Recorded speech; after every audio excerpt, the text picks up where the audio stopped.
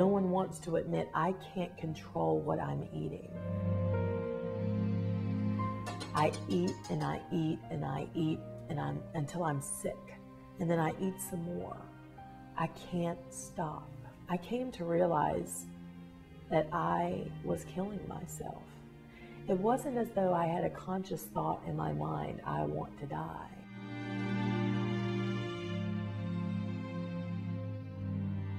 I knew what I was doing to myself was going to cause me to die. And I couldn't stop.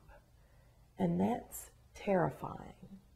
When you know that what you're doing is going to cause harm and you can't stop doing it. When you're 336 pounds, people don't look at you.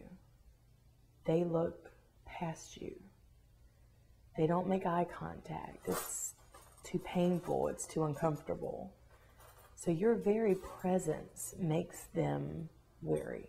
I learned to not be comfortable in social settings because I made others uncomfortable. The first words I spoke to my son were, "I'm sorry."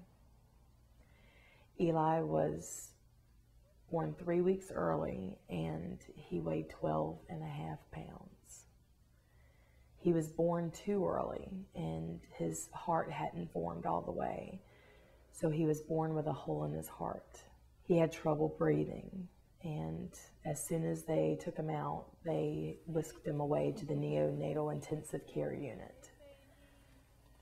I had had a cesarean, and it was later that day after being in recovery that I was allowed to go see him in the NICU. And the first time I met him, he was in a special bassinet, hooked up to all these machines and wires and tubes, and he was struggling for breath. I just kind of tried to take in what I was seeing, and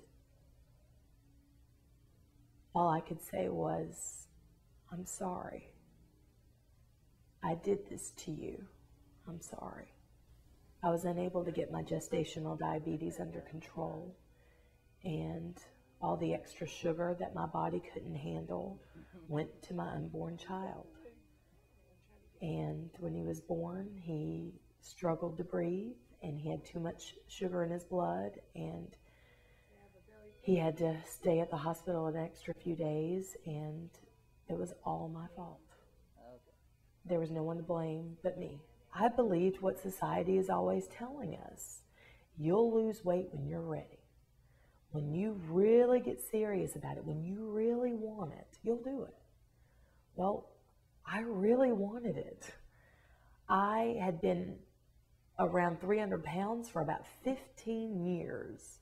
I had type 2 diabetes. I had hypertension. I had 2 small children that I couldn't keep up with. I had heart disease raging on both sides of my family. I wanted it so desperately, and I couldn't make myself stop. I was addicted to food, and I could not make myself stop eating it. So I wrote the book that I wish I could have read 15 years ago.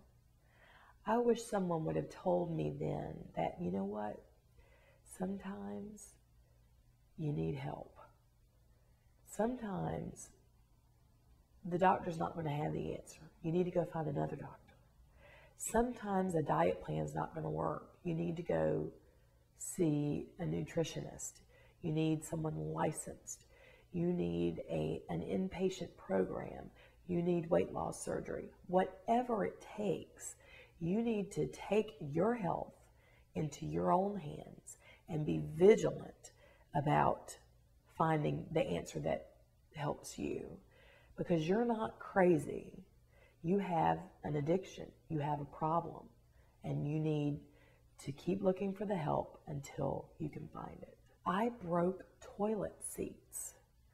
I couldn't fit into restaurant booths. I couldn't fit into movie theater seats. I couldn't keep up with my kids at the playground. I was unable to bathe properly. I mean, it doesn't get more fundamental than that. It's so liberating not to be under the vice of food, not to be a slave to food, and not to feel so hopeless. It is an incredible, incredible feeling, and it's something I wouldn't trade for the world.